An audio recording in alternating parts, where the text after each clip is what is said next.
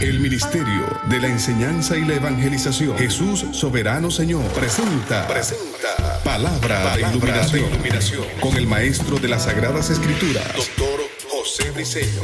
Quédate con nosotros para que recibas las bendiciones que el Dios Eterno ha plasmado para ti en su palabra. Esto es Palabra de Iluminación. Ok, bendiciones.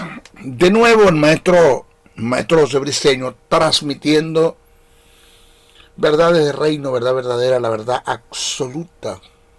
Esa verdad que está plasmada en el texto sagrado. Verdades que tienen mucha relación con el pensamiento de Dios. Verdades que tienen relación con el pensamiento de las tinieblas. Y verdades que tienen relación con el pensamiento de los hombres. Hemos trabajado y estoy trabajando por más de 30 años en el ejercicio del ministerio, pero con 38 años estudiando las Escrituras para transmitir las verdades del reino eterno, plasmada en el texto sagrado. Estamos desarrollando un tema acerca de lo que es la cristología. Este es nuestro estudio número 18. Hablando de la persona más importante que ha existido entre los vivientes en la tierra y que no habrá uno como él. Y de la persona, ese hombre de carne y hueso, el Teantropos, el Dios hombre, que está sentado a la diestra del Padre como representante, como mi abogado, como mi hermano mayor,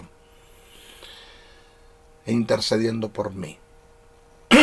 Estamos tratando de la persona de Jesucristo, del Cristo, del ungido, de Jesús, de Yeshua Yamashiach. Estamos tratando de esa persona. Siempre lo he dicho, ¿quién puede ser testigos de Jesús si no conoce a Jesús? Antes de irse, Él le dijo a sus discípulos: y me seréis testigos en Jerusalén, en Judea, en Samaria, hasta el último de la tierra, pero no se muevan de aquí hasta que sean investidos de poder de lo alto. ¿A quién le voy a ser testigo? A las naciones. ¿Con qué voy a ser testigo? Con la manifestación del poder del Espíritu Santo que emanará de mí para respaldar las verdades del reino, las verdades del Evangelio eterno, el Evangelio, las buenas nuevas de salvación. Pero ¿de quién voy a ser testigo? De Jesús. ¿Cómo puedo ser testigo de Jesús si no conozco a Jesús? Por eso estamos tratando y hablando, desarrollando un tema de la persona de Jesucristo. Lo que se conoce como cristología. En esta oportunidad me toca tratar el tópico de los padecimientos de Jesús. Vamos a tratar un poco desde el Vía Crucis. El Vía Crucis, desde el Getsemaní hasta la cruz. De ahí nos vamos a la ascensión al infierno, de ahí nos vamos a la resurrección. Presten muchísima atención, pero es imposible, o sea, no está bien el hacerlo, el que comencemos a hablar de los padecimientos de Jesús sin antes no hacer un análisis del Salmo 22, que es totalmente mesiánico. Ese Salmo 22 es totalmente mesiánico. Váyase al Salmo, por favor, abra su Biblia, váyase al Salmo, para que analicemos. Para narrar los padecimientos de Jesús, comenzaremos haciendo un análisis del Salmo 22, que es totalmente cristocéntrico, lo que se denomina mesiánico. Hay una gran diferencia en lo que está revelado en Isaías 53 en comparación de lo que presenta el Salmo 22. Te analiza Isaías 53, cristocéntrico, mesiánico, tiene que ver con los padecimientos de Jesús, el Vía Crucis. Pero cuando usted analiza el Salmo 22, por igual, pero hay mucha diferencia entre los dos escritos. ¿Okay? O sea que entre los dos pasajes hay un denominador común. Hay varios. Hay denominadores en común. Pero como se presenta su sentido, es totalmente diferente. Totalmente diferente. ¿En qué maestro, pero usted dice eso? Deme un poquito más de luz, de iluminación, de fotizo, que es el término que se utiliza en el griego para hablar de iluminación. De fotizo, revelación, apocalipsis, inspiración, dosteuneuto y fenómeno, y iluminación es fotizo. Deme un poquito más de fotizo, de iluminación. Bueno, Isaías, el profeta, muestra, oiga esta verdad del reino, una cosa que saltó del texto sagrado hacia mí por el Espíritu Santo que mora en mí. Es el encargado, ese Espíritu eterno, es el encargado de iluminarnos las verdades que están reveladas, plasmadas en las Escrituras, reveladas en el texto sagrado, de las cuales él mismo inspiró. Es el más apropiado para iluminarnos las Escrituras, el que le inspiró.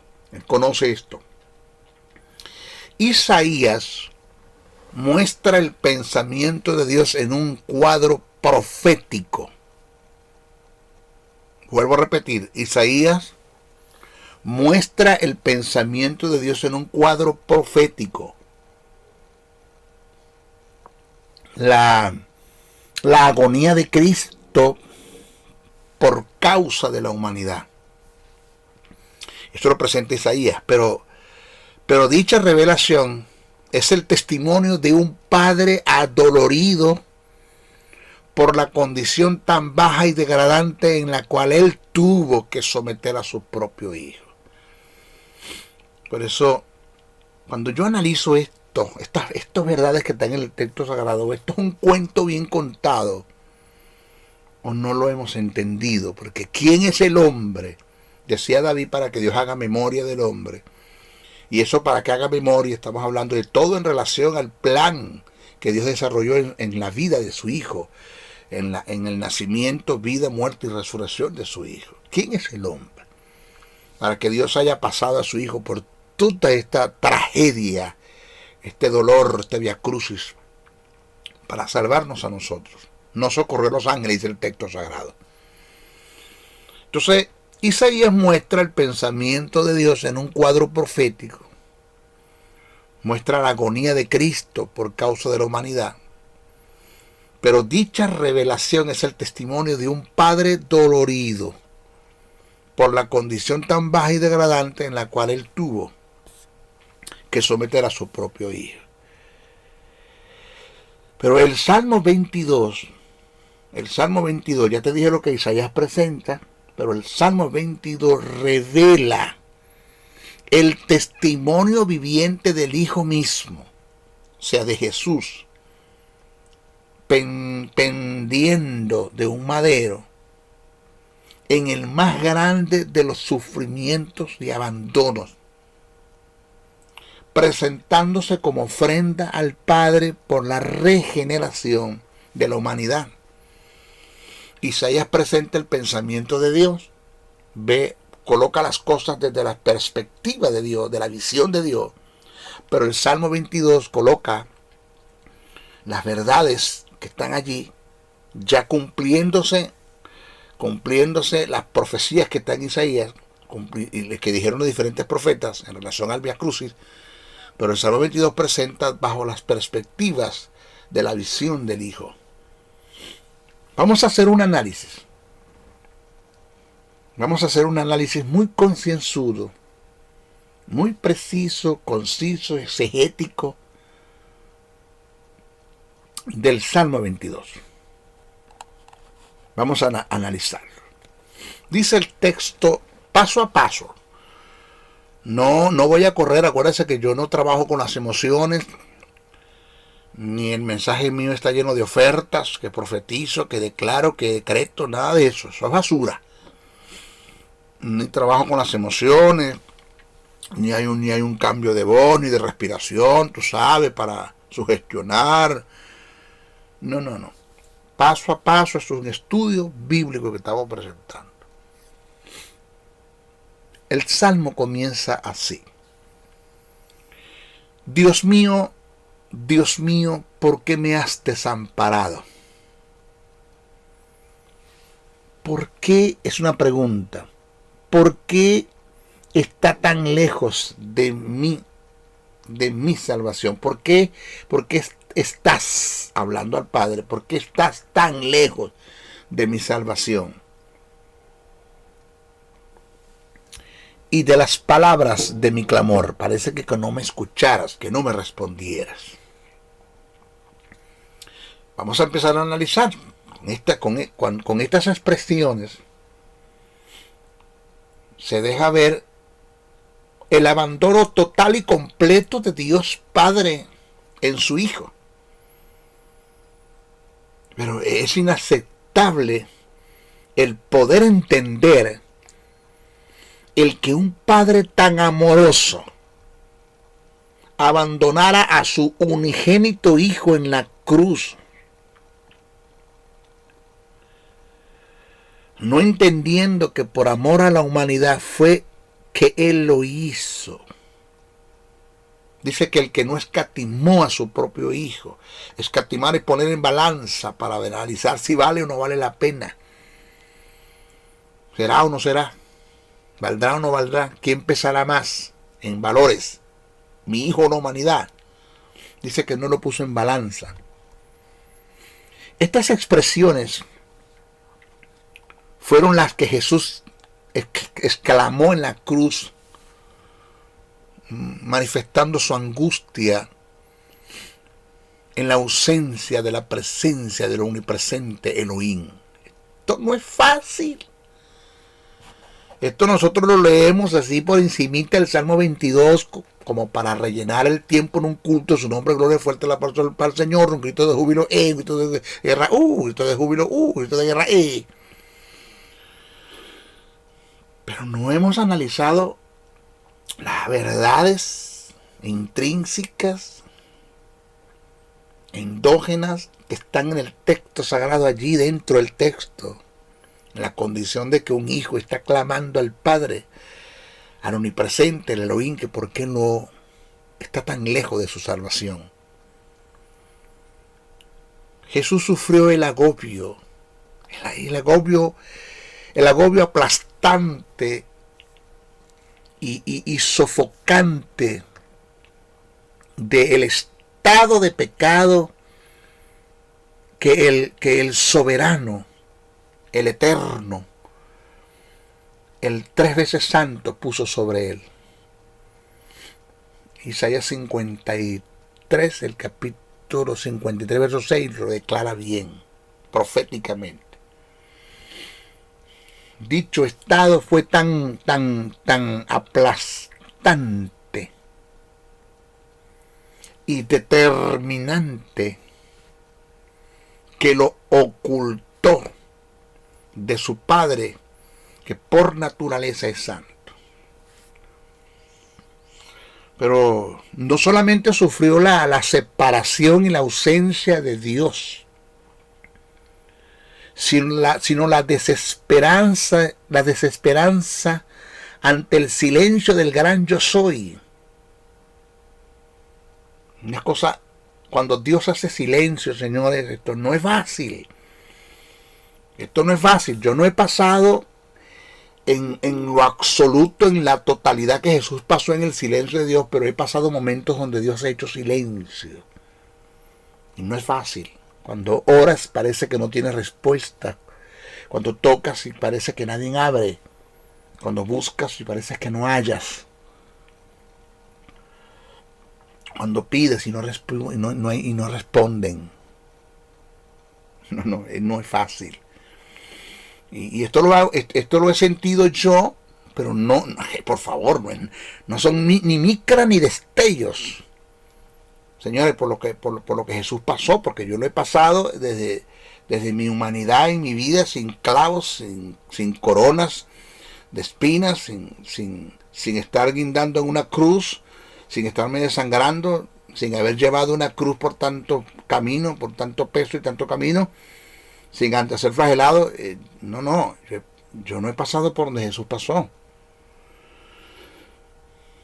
Por eso me pongo a pensar, Señor, wow, que el amor del Padre es muy fuerte, muy grande, una cosa que no tiene medidas. Pero ¿cuánto el amor del Hijo?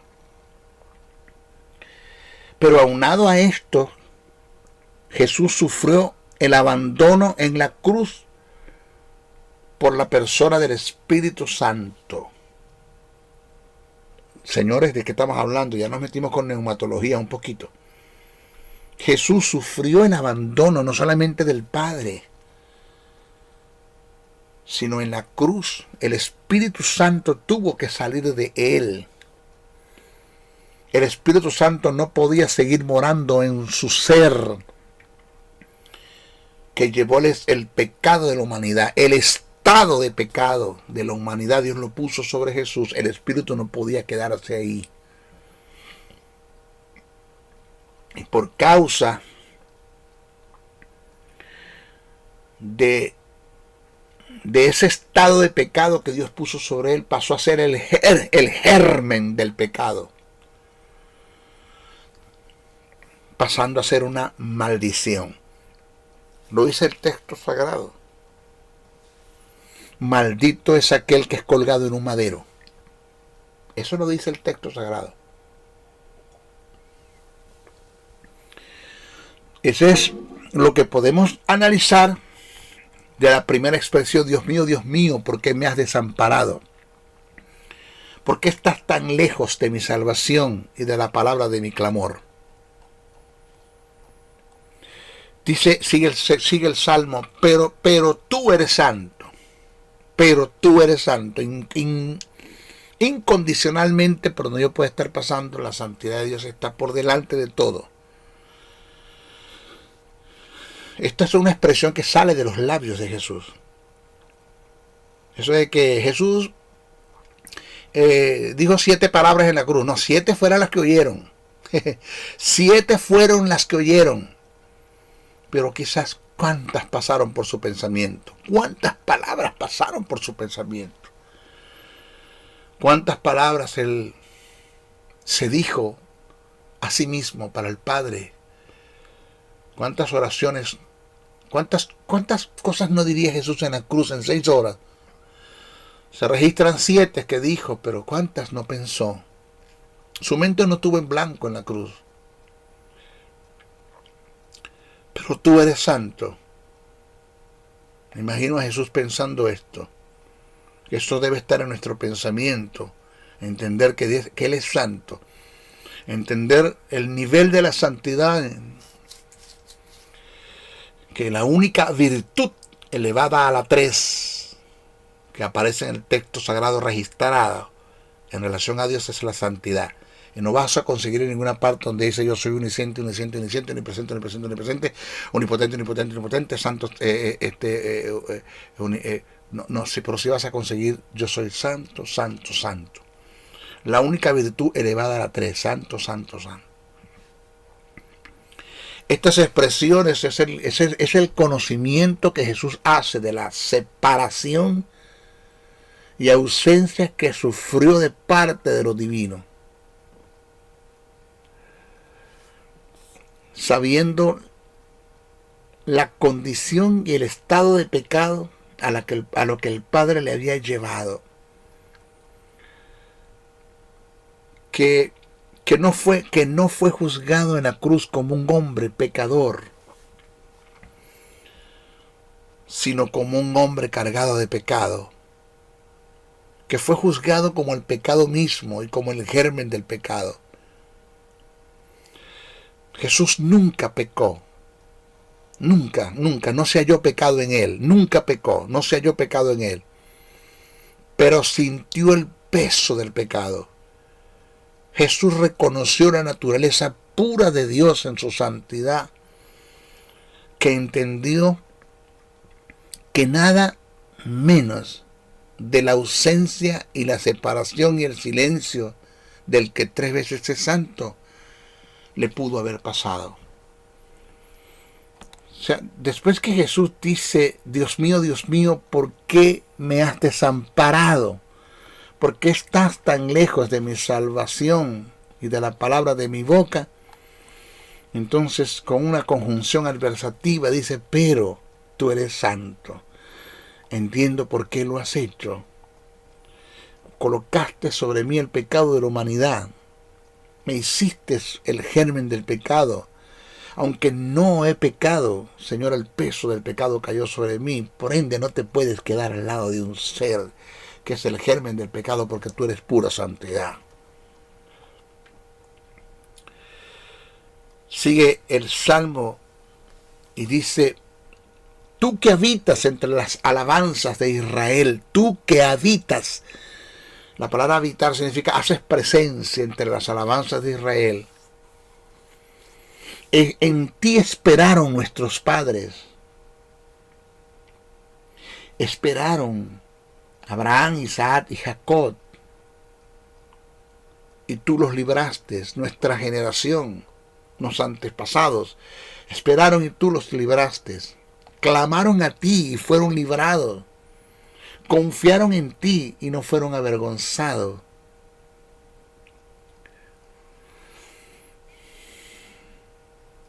Eso es en relación a ellos, pero según lo que viene hablando el Salmo, yo sí, Señor, he sido abandonado acá a la cruz.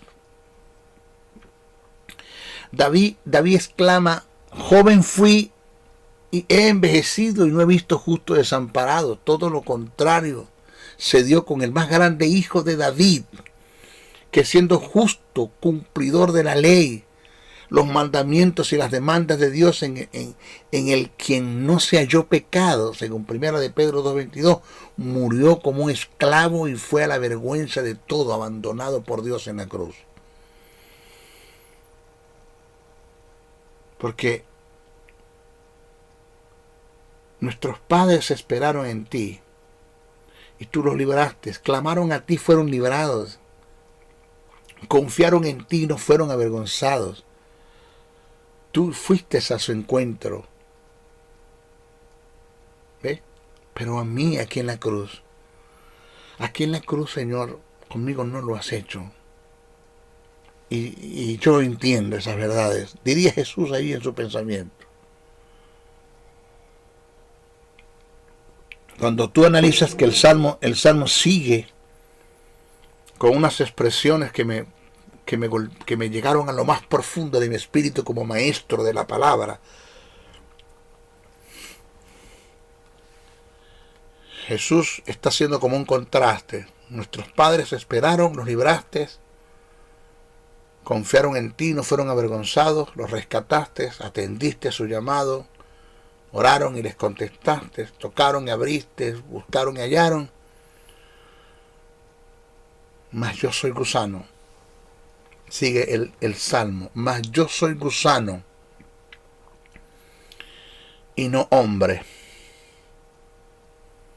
oprobio de los hombres y despreciado del pueblo. Mire, vamos a estudiar y tomar en cuenta algunas propiedades que se dan en este tipo de gusano, del cual no por mera casualidad Jesús hace referencia. Porque cuando Jesús dice, mas yo soy gusano, de las miles de especies que hay, Jesús solo se refirió a un tipo de gusano, que tiene unas características similares a él en la cruz. Por eso es que hay que estudiar bien el texto sagrado, no está hablando de cualquier gusano. Está hablando de un tipo de gusano.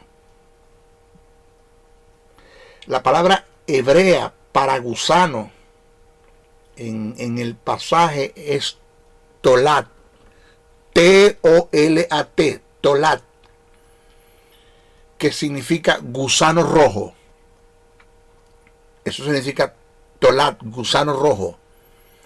Y su nombre, el nombre de este tipo de especie de gusano es Cotkut ilicis. Ese es el nombre. Ese es un tipo de gusano que había en sus tiempos, en esos tiempos. Dice Cotkut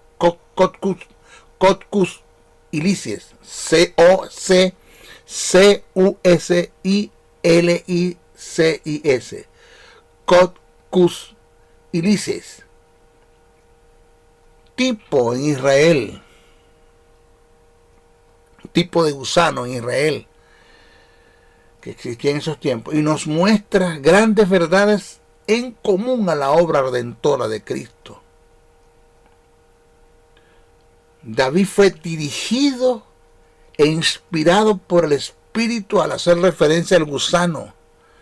Él dijo: soy como el gusano Cotkut ilicis. Pudo haber hecho referencia a cualquier gusano, pero fue específico a un tipo de gusano que tiene características en común a los padecimientos y beneficios que se dieron en Jesús en la cruz, en su muerte y resurrección. Vamos a estudiar esto. Vamos a estudiar este tipo de gusano, el Cotkut ilicis. Este gusano es tan rojo carmesí, su color es intenso, el rojo carmesí es intenso, que parece que fue golpeado y estuviese todo ensangrentado. Jesús, al usar el término gusano para referirse a él, además de su estado despectivo, puede estar haciendo referencia a la tortura física por la cual pasó, que fueron tan grandes los sufrimientos, padecimientos, que él quedó bañado en su propia sangre carmesí, todo ensangrentado, típico del color del gusano Cotkut ilicis. También, en relación a este gusano, la hembra de este gusano, a la hora de dar a luz a sus hijos, sube a un árbol, lo hace desde un madero, a la altura de un árbol, y allí muere. Ella sabe que va a morir, sin embargo, sube al árbol para dar vida a los suyos. El Señor Jesús voluntariamente dio su vida en un madero, en forma voluntaria, subió para dar a luz una nueva generación libre del estado de pecado. Pero en relación a este gusano, después de su alumbramiento, este tipo de gusano muere. Óigase, muere. Y el cuerpo inerte, sin vida, por ende, le sirve a las crías de comida, de alimento. Las crías se alimentan de su propio cuerpo. Jesús dice: el que come mi carne y bebe mi sangre tiene vida eterna, porque mi carne es verdadera comida y mi sangre es verdadera bebida. Esto está en Juan capítulo 6, versos 54 56. Esto no es mera casualidad que esté escrito. Esto no es mera casualidad que este tipo de gusano que fue nombrado en el Salmo 22 tenga características similares a la de Jesús.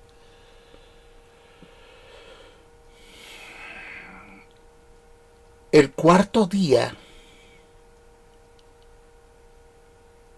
después de muerto, el gusano pierde su color rojo carmesí. El cuarto día pierde su color rojo carmesí, que lo caracteriza, y se vuelve blanco como la nieve y como blanca lana, y su cuerpo se vuelve una cera que se convierte en un preservativo de su propia putrefacción. El cuerpo de Jesús, según el testimonio del apóstol Pedro, no vio corrupción. Hechos 2:31. Gracias a Dios, por medio de la ofrenda del cuerpo del Señor Jesús, somos preservados de la muerte. Y el cuerpo blanco del gusano como la nieve es porque Jesús purifica y hace blanco nuestros pecados con su sangre. Otra de las verdades que hay en este gusano es que era usado para sacar el color carmesí. Ese color carmesí era usado, este tipo de gusano era usado para sacar el color carmesí para la vestimenta sacerdotal y para el velo del tabernáculo, que fue rasgado en dos cuando Cristo murió. Esto nos enseña que con su sacrificio Cristo nos hace sacerdotes, de la cual dice las Escrituras que Jesús nos amó y nos lavó de nuestros pecados con su sangre y nos hizo reyes y sacerdotes para Dios y su Padre. Apocalipsis 1, 5, 6. Y que tenemos libertad para entrar en el lugar santísimo por la sangre de Jesucristo, por el camino nuevo y vivo que Él nos abrió a través del velo de su carne, según Hebreos 10, 19 y 20.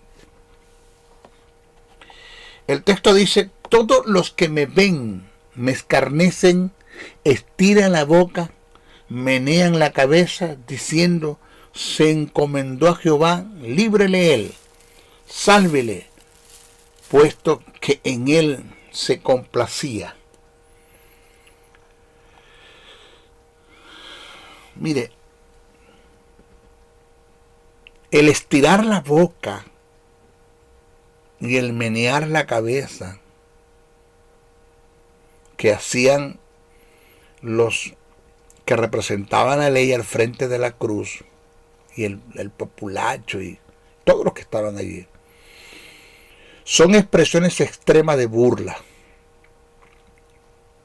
burlas muy provocativas y tentadoras, instando a descender de la cruz para su propia salvación. O sea, que Jesús bajara de la cruz. Jesús fue tentado hasta el umbral de la muerte.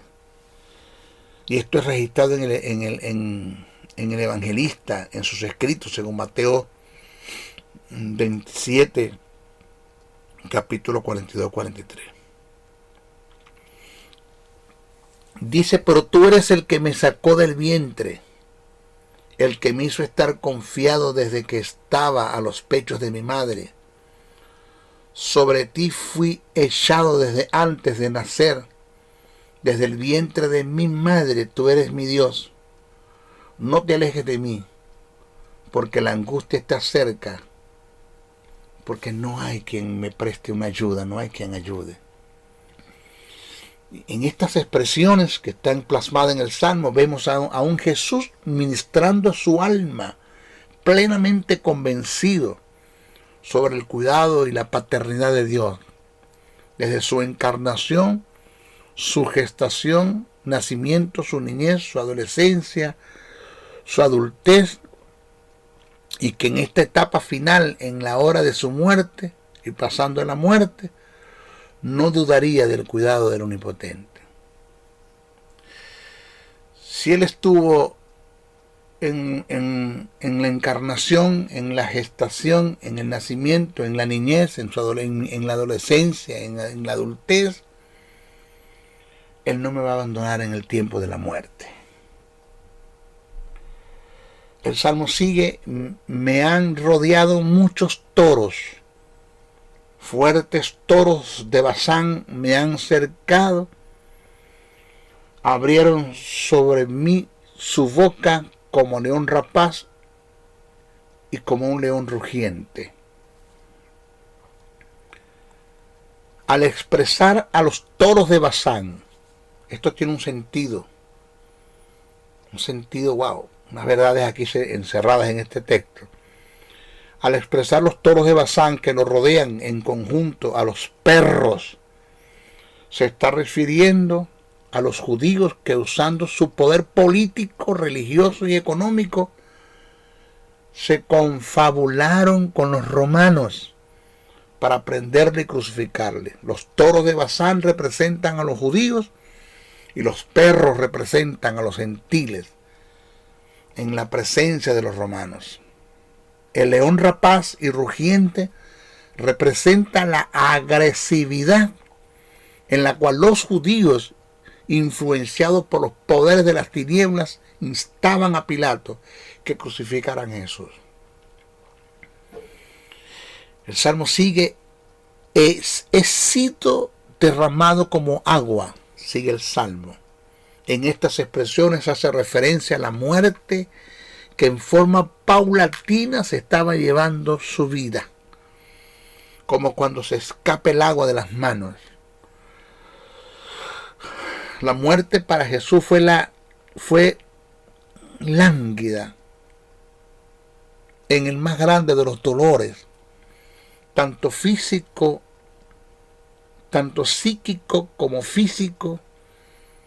Fue como una inyección letal que en forma acompasada le fue quitando la vida en una intensa agonía y en un intenso y progresivo dolor.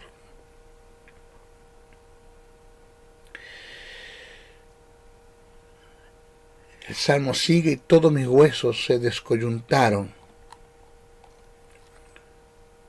El descoyuntar tiene que ver con el desgarro y la dislocación que se dio en las coyunturas, en la unión de sus extremidades por causa del peso corporal pendiendo en la cruz por 6 horas, ya que no hubo quebradura de sus huesos para que se cumpliese lo que está escrito.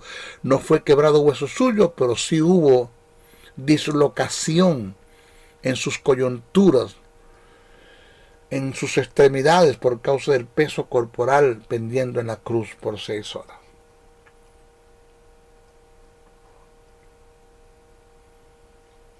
Mi corazón fue como cera, sigue el salmo, derritiéndose en medio de mis entrañas. En este segmento se refiere al deterioro disfuncional de los órganos en sus entrañas, que colapsó y finalmente produciendo desfallecimiento en el corazón. El salmo sigue: como un tiesto seco, dice el texto, como un tiesto seco mi vigor, y mi lengua se pegó a mi paladar. En estas expresiones se muestra el alto nivel de inanición y de deshidratación que Jesús sufrió en la cruz, hasta el punto que clamó: tengo sed. Señores, mira lo que dice el Salmo: como un tiesto seco mi vigor y mi lengua se pegó a mi paladar. Estas expresiones, repito, muestran el más alto nivel de inanición y deshidratación que Jesús sufrió en la cruz, hasta el punto que exclamó: tengo sed, producto del estado de inanición y deshidratación. Su piel se apegó al sistema óseo hasta el punto que se podían notar sus huesos con claridad, presentando una escena macabra y calavérica en la cruz. No debemos olvidar que Jesús estaba totalmente desnudo en la cruz, no como lo presentan las películas en Hollywood, los cuadros que han hecho con un trapito al frente. No, sus testículos, su miembro viril, sus glúteos, todos estaban a merced. Su vergüenza fue puesta a todo, dice el texto.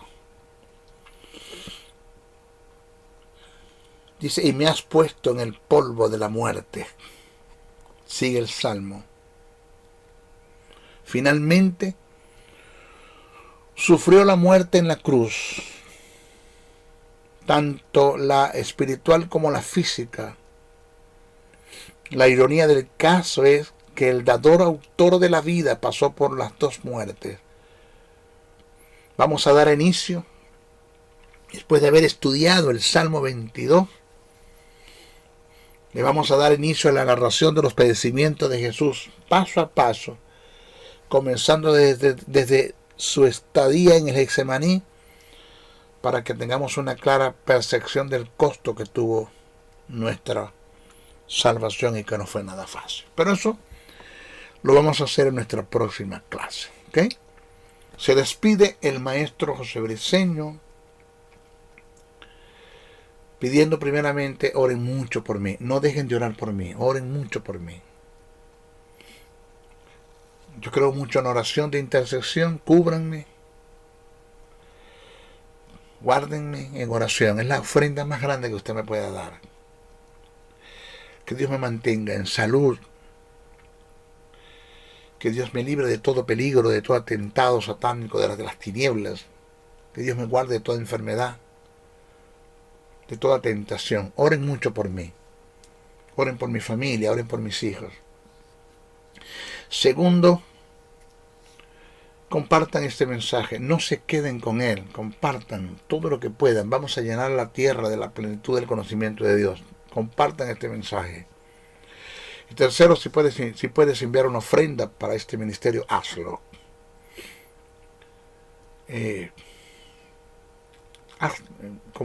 Sé copartícipe de toda buena obra aquel que te instruye en la palabra, dice el texto sagrado. Conviértete en un agente generador de los bienes del reino. Un agente generador significa que tú recibes, das y sigues recibiendo para seguir dando. Un agente generador es lo que hace un generador. Imparte corriente y se alimenta de su propia corriente. ¿Ok? Se despide el maestro José Briceño. Tú dirías, maestro, disculpe, ¿cómo hacemos para hacerle llegar la ofrenda? Ahí están los correos, en los caracteres, o llámeme a mi número telefónico y me pregunta 786-604-3352. Me llama y yo le voy a responder, ¿ok? Los quiero, los amo en el Señor. I love you in Jesus. Los amo en Jesús. Bendiciones, bendiciones, bendiciones.